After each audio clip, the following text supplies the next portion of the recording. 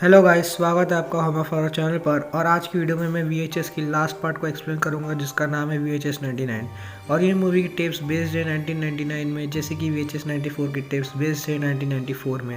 और ये मूवी में हमें क्रीपी टेप्स के साथ साथ हॉरर एंथोलॉजी, लोगों के एडिक्शन और सिडक्शन और आज के टाइम में टेक्नोलॉजी का गलत फ़ायदा उठाना, ये सब बताया गया है। और हॉरर मूवी में लोगों को अच्छे मैसेज देना भी बहुत क्रिएटिव वाला काम होता है। और इससे पहले कि 4 पार्ट्स आप लोगों ने देखे नहीं है तो जाकर देख लो। तो इस वीडियो को हम स्टोरी के एंड में डिस्कस करेंगे। अब बिना किसी देरी के वीडियो को स्टार्ट करते हैं।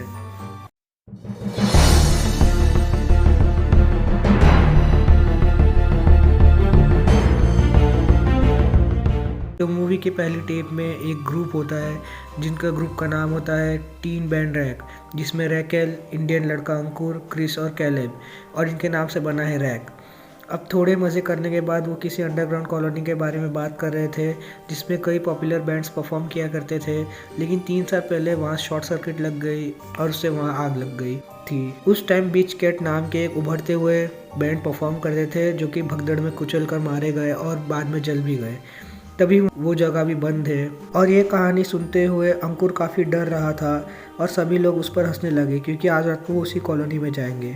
आगे हम बीच कैट की टेप दिखाई जाती है जिसमें हमें दिखाया जाता है कि वो कैसे दिखते हैं, क्या परफॉर्म करते हैं, एक्सेट्रा। अब शाम को निकलते टाइम अंकुर ने अपने घर से पाउडर ले लिया जो कि इसकी रक्षा करेगा, और इससे सभी फिर से उस पर हंसने लगे।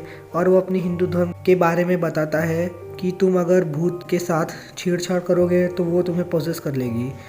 अब अंदर जाने के बाद किसी ने क्रिस को खींच लिया, मगर ये उनका बस एक मजाक था अंकुर को डराने के लिए।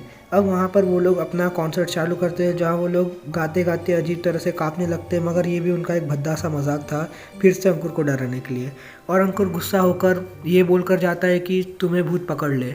और तभी वो लोग वहाँ पर रखे हुए कुछ डॉल्स को वो लोग पैर से कुचल देते हैं, और तभी ऊपर से कोई कैलेब को खींच लेता है और नीचे गिरते तो सिर्फ उसके टुकड़े। और ये कोई मजाक नहीं हो सकता, इसीलिए क्रिस वहाँ से भागता है। तभी नीचे से कोई कैमरा उठाता है जिसे देखकर रैकेल भी वहाँ से भागती है क्योंकि वहाँ पर बीच कैट वाले आ जाते हैं।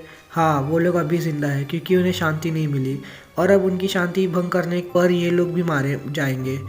और यहाँ पर क्रिस भी मर जाता है और अंकुर उन पर वही पाउडर डालता है जिससे वो लोग को डैमेज करता है, मगर इतना ही काफ़ी नहीं था इसलिए वो भी मारा गया। और अब यहाँ रैकेल जोरों शोरों से भाग रही थी, मगर सारे दरवाजे बंद होने पर उसके भी टुकड़े हो जाते हैं। और अब वो लोग काला जादू करके उन टुकड़ों को एक करके उनसे बैंड बजवाते हैं, और यहाँ अपना फर्स्ट स्टेप ख़त्म हो जाता है। और सेकेंड स्टेप में हमें एक नई कॉलेज स्टूडेंट लिली को दिखाई जाती है जिसके सुसाइड बीट में जाना था, और वो बहुत डेस्परेट भी होती है उसी ग्रुप में जाने के लिए। उसे और कोई ग्रुप चाहिए ही नहीं, उससे सिर्फ इस ग्रुप में अप्लाई किया और इसी को कहते हैं सुसाइड बीट। तभी उसकी क्लासमेट आ जाती है और वो बोलती है कि उस ग्रुप में जाने का बहुत रिस्क है और ये बहुत रिस्की है। अगर उन्होंने मना कर दिया तो फिर किसी ग्रुप में नहीं जा पाएगी, मगर उसे वही ग्रुप करना था, उसे उसकी क्लासमेट को छोड़ना था, इसीलिए वो इस ग्रुप में अप्लाई कर देती है। और वो ग्रुप वाले उसके एप्लीकेशन को एक्सेप्ट करते हैं और उस रात उसको मिलने बुलाते हैं एक शमशान में।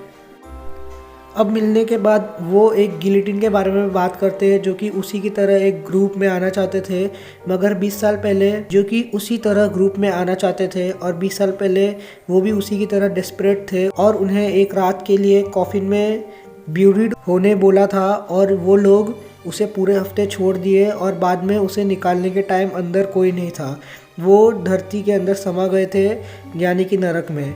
और अब लिली के चेहरे पर भी 12 बजने वाले क्योंकि अब उसको भी उसी एक रात के लिए कॉफिन में बिताना है, और उसे दारू पिलाकर ले जाते हैं और बेवकूफ़ लिली भी उनकी बातों में आ जाती है और वो भी चल दी। अब कब्र पूरा तैयार था और वो लोग ग्रुप वाले उसे हौसला देते और बोलते हैं कि अगर उसे डर लगे तो रस्सी से बंधे हुए बेल को बजा सकती है जिससे वो लोग उसे ऊपर निकाल लेंगे, वो सुसाइड बीट वाले, मगर वो सुसाइड बीट को ज्वाइन नहीं कर पाएगी। और साथ साथ एक बॉक्स भी देते हैं अगर डर लगे तो इस बॉक्स को खोल देने के लिए। अब उसके अंदर जाने के बाद वो खुद को शांत करने की कोशिश करती है, मगर उसका दिमाग और मन शांत नहीं हो रहा था, इसलिए वो बेल बजाने ही वाली थी, मगर तभी वो रुक जाती है। मगर उसकी प्रॉब्लम तभी शुरू हुई थी क्योंकि अब सब लोग ऊपर से ठोक रहे थे उसको, और लिली डर के मारे बॉक्स खोल देती है जिसमें से सारे मकड़ियाँ निकलते हैं।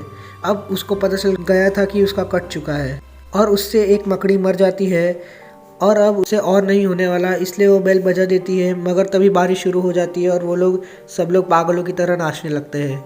मगर वहाँ आ जाता है एक पुलिस वैन, जिसके डर से वो लोग भागते हैं क्योंकि अगर वो पकड़े गए तो उन पर अच्छा खासा जुर्माना लगेगा। अब वो पुलिस वाला कबर देखकर वहाँ से चला जाता है, हालांकि वो वहाँ पर चिल्ला रही थी फिर भी।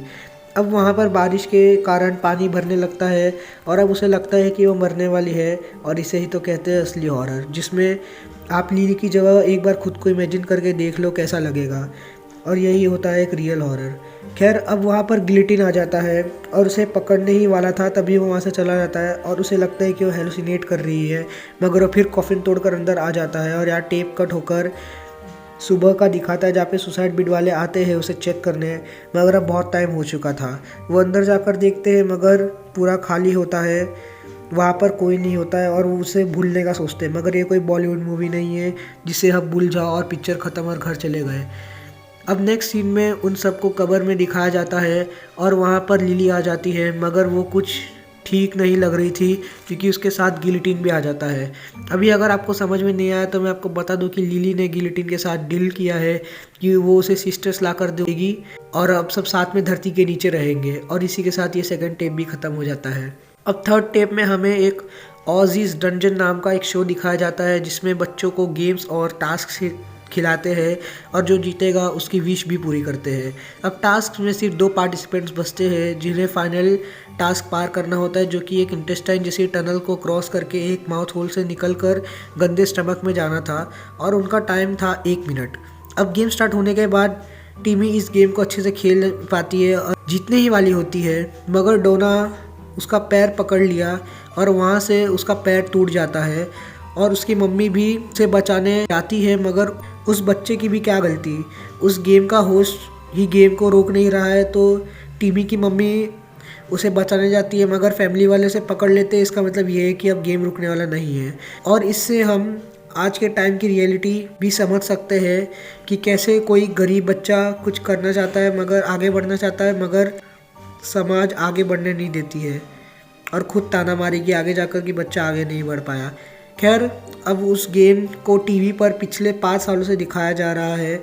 अब उस शो के होस्ट को भी किडनैप करके रखा हुआ है, जहाँ पर वो बोलते हैं कि हर बच्चे की विश वो पूरी नहीं कर सकता।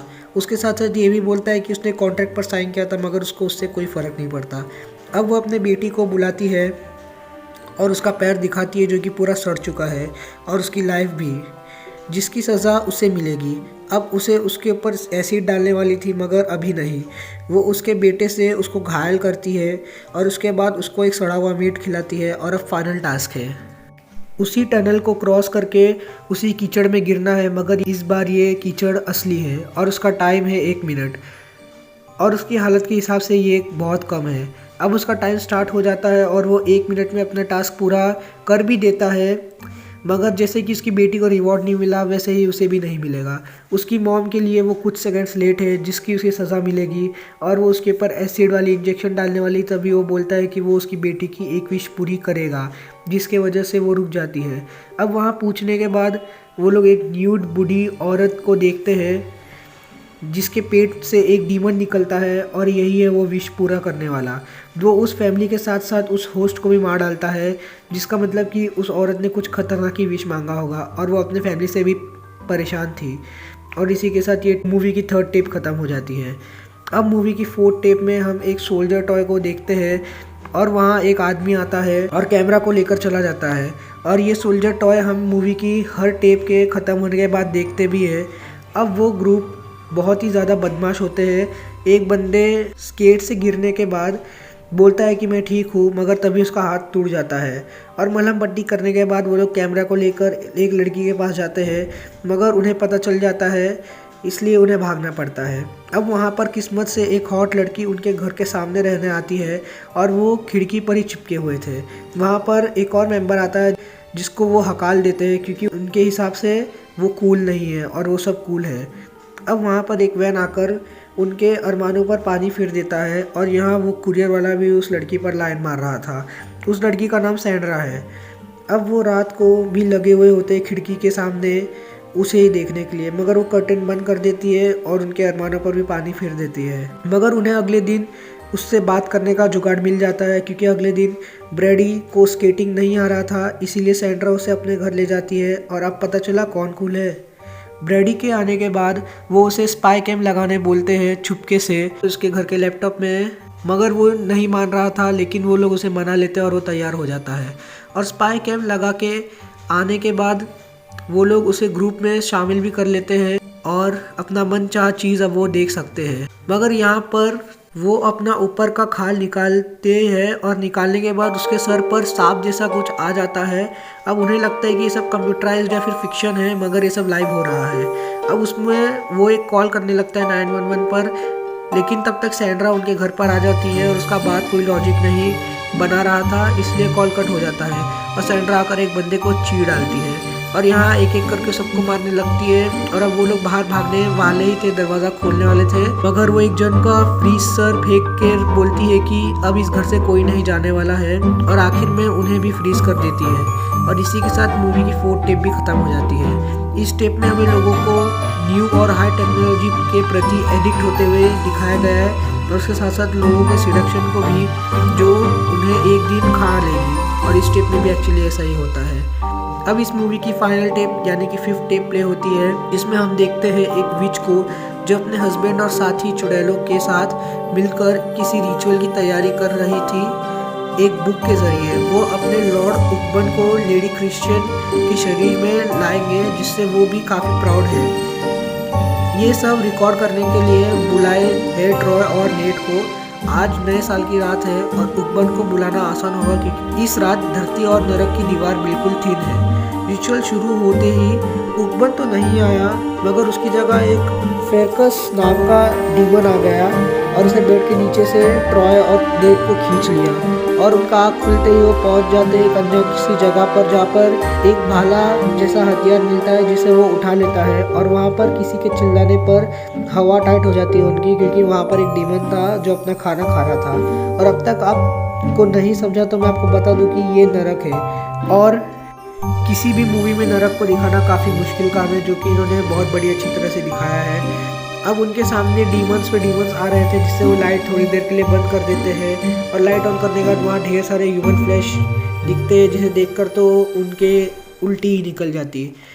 अब आगे जाकर उन्हें एक लेडी बुला रही थी, मगर उनके ना जाने पर वो खुद आ जाती है। उसका नाम मेबल था और वो एक ट्रैप्ड सोल है। वो उन्हें आगे जाने का रास्ता बताती है। वो पूछती है कि नरक में कैसे आए वो, और वो लोग बोलते हैं कि वो लोग गलती से आए, वो डीमन उन्हें इस दुनिया में खींच लिए। जिसकी रिप्लाई में मेबल बोलती है कि तुम रिटर्न भी जा सकते हो, मगर रिचुअल ख़त्म होने से पहले नहीं, तो ज़िंदगी भर के लिए ट्रैप्ड हो जाओगे। वो बोलती है रियल वर्ल्ड में जाने के बाद बुक पर मेरा नाम भी लिखना, जिसके मदद से वो भी रियल लाइफ में आ पाएगी। अब उनके पास 5 मिनट बचता है और यहाँ ट्रॉय उसे ऑर्डर दे रहा था जो उसे पसंद नहीं आ रहा था, क्योंकि वो कोल्ड हार्टेड है और वो वार्निंग भी देती है कि वो 1 सेकंड में दोनों को चीर सकती है। अब यहाँ पर नेट एक ट्रैप पर हाथ रख देता है और यहाँ मेबल अपना खाना ढूंढ लेती है और पीछे से और डीमंस आ रहे थे, इसलिए उनकी तरफ भी मीट फेंक देती है। और यहाँ पर बहुत सी कठिनाइयाँ पार करने के बाद वो उकबन के पास पहुँच जाते हैं, मगर ट्रॉय को डीमंस पकड़ लेते हैं और ट्रॉय उन सबको बचाता है। और यहाँ दोनों साथ में निकलने वाले होते हैं, मगर मेबल को एक डीमन पकड़ लेता है, जिसके बाद वो अपने रियल वर्ल्ड में तो पहुँच जाते हैं। मगर ट्रॉय तो सही सलामत आ गया, लेकिन नेट की आत्मा ट्रांसफ़र होती है क्रिश्चियन की बॉडी में और रिचुअल फेल होने पर गुस्साई विचेस ने उन दोनों पर ही हमला कर दिया और उन दोनों को ही मार दिया। मगर जाते जाते ट्रॉय ने भी अपना वादा निभा दिया और मेबल का नाम भी उस बुक पर लिख दिया, और वो भी अपने खुद से।